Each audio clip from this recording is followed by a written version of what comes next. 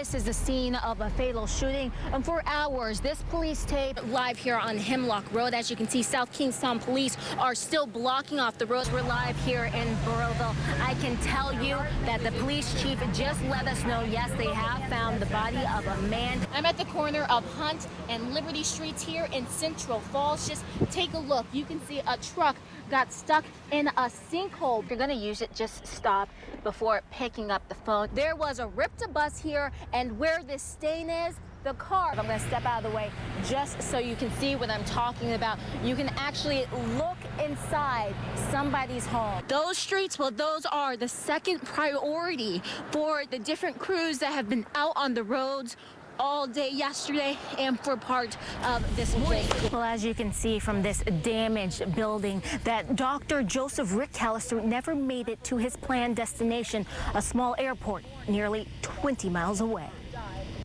These are some of Dr. Joseph Rick Callister's final words. And this is 5626 Delta. Is there an emergency at this time?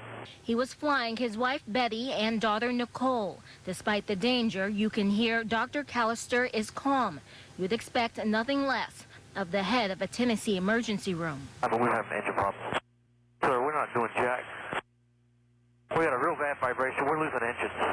We now know Dr. Callister eventually crashed into this Plainville home, about 20 miles from their planned destination at Norwood Memorial Airport. Flight Level Aviation, the FBO here in Norwood, tells NBC 10 the pilot called ahead saying he wanted to leave his plane here for a couple of days. He was originally flying out of Tennessee.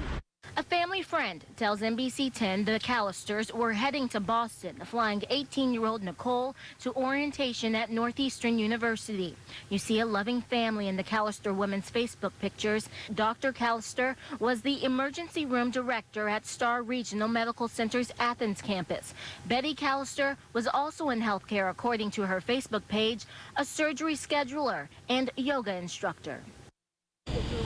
And I also learned Dr. Callister was borrowing this plane. It actually belongs to another doctor, also from Tennessee. Reporting live in Plainville, Sierra Putman, NBC 10 News. And only NBC 10 Sierra Putman spoke with the alleged victim's father. Sierra, he helped police solve this case. That's exactly correct, Patrice. Now, this father flew all the way from Texas right here to Rhode Island to help police save and find his daughter and get her out of the dark, seedy world of sex trafficking.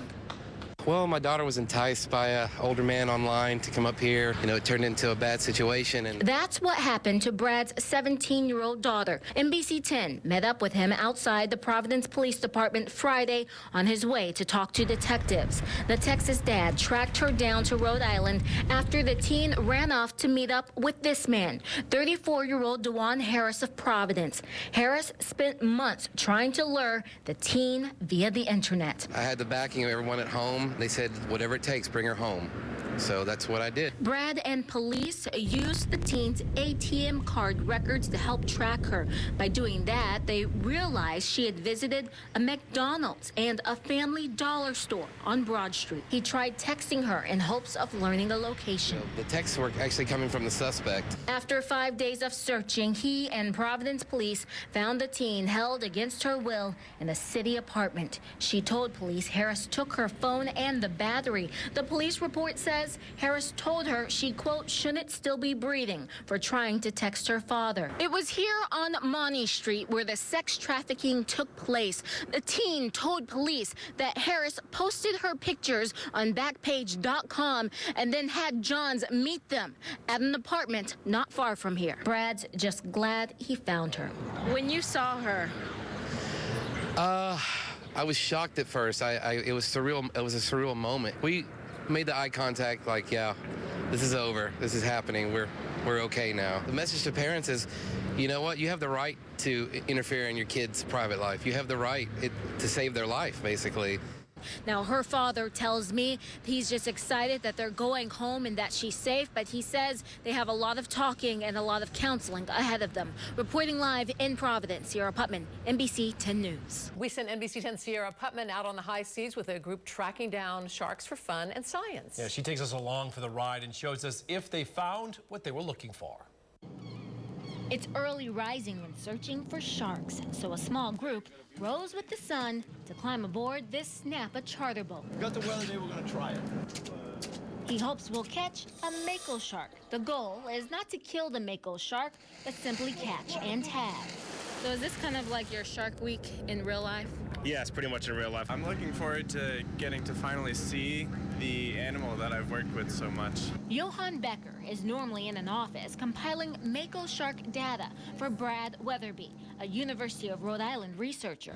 If you guys are good, though, then you'll catch us a mako shark. He tracks about 50 mako sharks and hopes this group can find more. Everybody catches them, kills them, and eats them, including 11 of ours with these transmitters. These things are pretty small, but they're expensive. They cost about $2,000 a piece, but they're worth it because once on the shark, well, they can transmit information to scientists for up to 3.5 years. But good things don't come quickly. It takes a 2-hour boat ride, rough seas, and unsettled stomachs before we get 35 miles offshore. We throw out the chum, watch the birds, and wait. Now, when the fish is wrong, A pull on the line, and the fight begins. A glimpse of a fin, a clear sign of a shark, but what kind? come on, Mako. Eric Chung reels in a beautiful blue shark, not a mako. I didn't think it would be that hard to pull up, but that fish was like really strong. The captain spears him with a regular tag, and we let him go. We find and tag a total of 6 blue sharks. Cool for most of us, but not for the professor.